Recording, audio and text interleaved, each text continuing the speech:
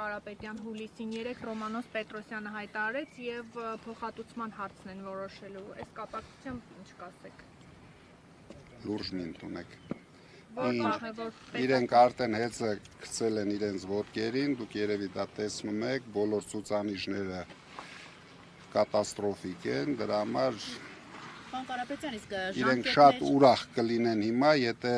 այդ քայլերը ձեռնարկած չլինեն։ Ժամկետներ ունեք մոտավորապես դուք այդ իշխանափոխությունը ինչ ժամկետում եք պատկերացնում 1 ամսում, 2 տարում, 3 տարում, թե 5 տարի հետո ինչ ժամկետներ եք պատկերացնում։ Դուք ինչ ժամկետում եք ուզում, օրինակ ձեր ցանկությունը ո՞րն է։ Ես ցանկություններ չունեմ, դուք ես ուզում եմ հասկանալ ձեր մոտեցումը։ Ես իմ ժամկետները ունեմ։ Դրանք որքան մոտավորապես ինչ ժամկետներ։ Իհարկե չեմ ասի, հիմա ասեմ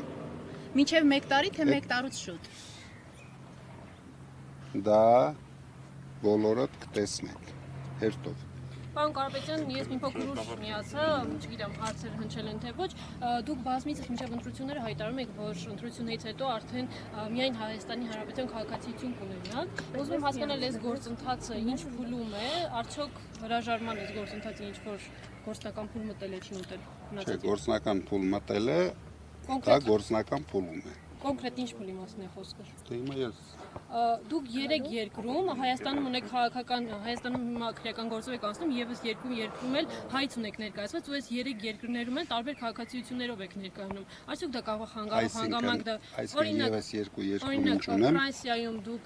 ներկայանում եք որպես Հայաստանի Ֆրանսիայում հայց ունեք ներկայանում եք որպես Հայաստանի քաղաքացի, Ստոկհոլմում հայց ունեք ներկայանում եք որպես Կիպրոսի քաղաքացի, այստեղ էլ քրեական գործով եք անցնում ու 3 երկրի քաղաքացիությունով եք ներկայանում։ Այսօք կարող է սա խանգարող հանգամանք հանդիսանալ ձեր 2 երկրների քաղաքացիություններից հրաժարվելու համար Կիպրոսի եւ Ռուսաստանի։ Իհարկե չի հանդիսանա։ Նաեւ ես հարցեր չեմ հարցրել։ Դուք ձեր եթերում հետո աղավաղում չենք աղավաղում եք։ Դա ձեր անձնական կարծիքն է։ Կարող եք Դա ձեր անձնական կարծիքն է, ես շարունակում եմ հարցերը։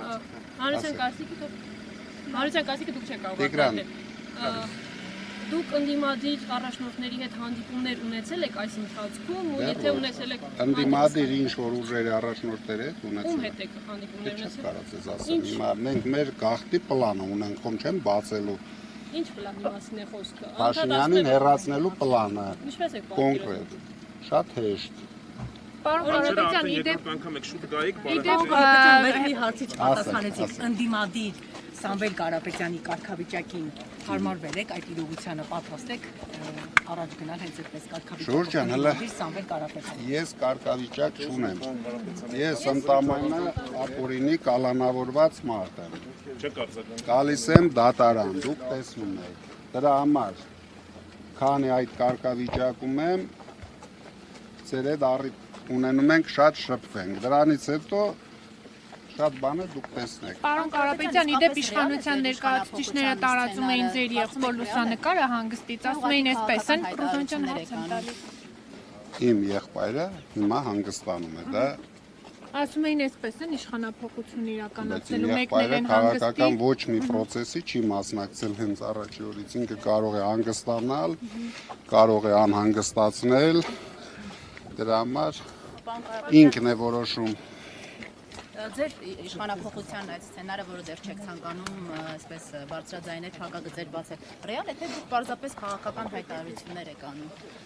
Դե իհարկե ռեալ է։ Դրա համար կնայենք, կտեսնենք։ Պարոն Կարապետյան, իսկ ինչպես եք կիսելու ընդդիմության առաջնորդի այս դերը։ Դուք եք լինելու առաջնորդը թե Քոչարյանը։ Քոչարյանը իր դաշինքով ընդդիմության առաջնորդ է, ես մեր դաշինքի ընդդիմության առաջնորդն եմ։ Դրա համար մենք կիսելու ոչ մի բան չունենք։ Այսինքն այդպես եք պատրաստվում գնալ։ Այսինքն երբ որոշենք մտնենք ազգային ժողով, դուք դրա մասին կիմանաք։ Մտնելու եք ազգային ժողով որպես ընդդիմություն։ Դե ես ասեցի, հիմա որոշում չկա, կան հետագա քայլեր, մենք կգնահատենք, ամենակարևորը, որ ճանապարհը արագ հնարավորություն տվեց արագ հեռացնել Փաշինյանին, մենք այդ ճանապարհը ընտրելու ենք։ Չենք նայելու ոչ մեկի այսօրվա դաշտ գցած նարատիվները, խորհուրդները, դրան չենք նայելու։ Մենք ի վիճակի ենք մեր որոշումները կայացնենք։ Դրա համար խորհուրդ եմ տալիս մարդկանց դրա վրա ժամանակ չկորցնել։ Մենք շփվելու ենք մեր ընտրողների հետ, մեր թիմի հետ եւ կայացնելու ենք միակ ճիշտ որոշումը։ Ձեր երկրորդին ասում է, որ դուք այստեղ այս երկրում երկար դեռ պլաններ ունեք, ինչ պլանների մասին է խոսքը։ Դե դուք գիտեք ինչ պլաններ։ Եթե մենք արդեն ունենք կուսակցություն, Փաշինյանին կհեռացնենք, հետո կձևավորենք կառավարություն։ Ընդդիմությունը ասում է, որ միջև վերջ հանդիպում կազմակերպեցիք Տաշիր Արենայում, ձեր ընտրողների հետ հանդիպում կազմակերպեցիք, բարձելու համար ի վերջո ինչ են ուզում ձեր ընտրողները վերցնել մանդատները, թե ոչ։ Ի վերջո նրանց մեսիջը ձեզ որն էր, վերցնել թե ոչ։ Մեսիջը մոտավորապես այսպիսին է. 40%-ը դեռ էմոցիաների տակ են, դրանցից ինչ-որ մարդիկ դեռ պրովոկացիաներ են անում, 40% ասում է մի վերցրեք, այո։ ցանկանում են չվերցնենք, 60%-ը արդեն սկզբում դա հակառակն էր, հիմա արդեն սենց է։ Ասում են վերցրեք մեծամասնությունը մի խոսքով։ Լսելու եք մեծամասնությանը, պարոն Գրիգորյան, լսելու եք մեծամասնությանը։ Մեծամասնությանն եք լսելու հանդիպման Չէ, Ժորժ ջան, իրենց լսելու ենք, բայց որոշումը մենք կայացնելու ենք, անկախ դրա համար եմ ասում, մարդիկ շատ մեր վրա ժամանակ չպետք է կորցնեն։ Մենք ի վիճակի ենք մեր ճիշտ որոշումը կայացնել։ Իհարկե բոլորը խոսելու իրավունք ունեն, բայց մեր տեղը չունեն։ Մենք ի վիճակի ենք մեր քայլեր անենք։ Իրենք մեզ չեն օգնել քայլեր անելու, որ կան հիմա էլ խորհուրդներ կան։ Պարոն կապիտան, ընդդիմությունը ասում է միջև վերջ գնալու է, միջև վերջ ասելով ինչ նկատի ունեն։ Միջև վերջ։ Այսօրվա մինչև վերջը Փաշինյանին հեռացնելն է։ Դրանից հետո կլինեն ուրիշ քայլեր։ Պարոն Կարապետյան, Փաշինյանին հեռացնելու տարբերակի մասն եք խոսում։ Փողոցի ժողովրդի ուժը գեներացնելը նկատի ունեք նաև այստեղ։ Նայեք, եթե մենք պահը գնահատենք,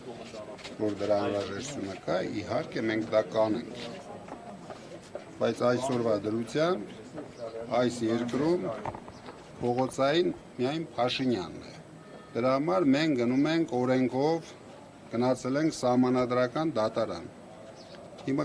տեսնենք սահմանադրական դատարանի որոշումը։ Դրանից հետո մեր հաջորդ քայլերը պլանավորել ենք։ Հիմա եթե մենք թեկուզ շատ քիչ, բայց հույս ունենք, որ մեր առաջարկած երկու պայմանը կարող է ընդունվի, ինչի համար նոր քայլեր։ Հիմա միգուցե սահմանադրական դատարանը չեղյալ է համարում ընտրությունները, կամ երկրորդ փուլ են գնում։ Դրա համար նոր հարցեր մենք չենք ուզում քննարկենք։ Ամեն ինչը իր ժամանակին է։ Շնորհակալություն։